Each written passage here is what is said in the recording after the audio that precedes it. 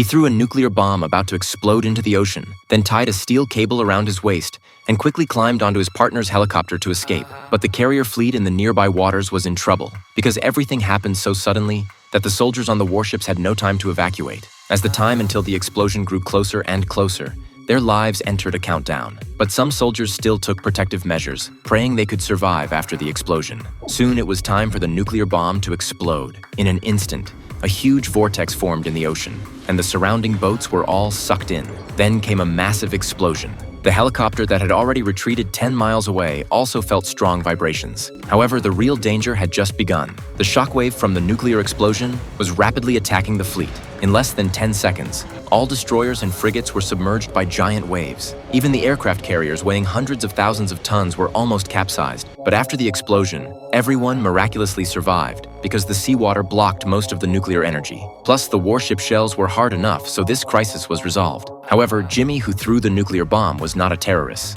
On the contrary, he was a victim of a terrorist attack. 2 years ago, a terrorist attack occurred on the beach. The terrorists opened fire indiscriminately on people at the scene. Jimmy was unfortunately shot, but he didn't find a place to hide. Instead, he searched everywhere for his separated girlfriend. But his girlfriend's situation was worse than his. She was directly hit in the heart. When Jimmy found her, she had stopped breathing. Jimmy survived because of timely rescue, and revenge became his only purpose for living. To this end, he practiced boxing every day and forcibly turned himself from a thin clerk into a fighting expert. Even his coach couldn't beat him. Besides, he also practiced his marksmanship to perfection. Other students were still shooting with pistols, but he actually started spraying with an M4 and hit the bullseye accurately, with precision no less than any Special Forces soldier. After everything was ready, revenge began. Jimmy found information about the terrorists on the dark web and requested to join their organization, but he had to pass some field tests before being allowed to join. So Jimmy followed the information provided by the terrorists and arrived at their base. But he didn't expect this was actually a trap set for him by the other side.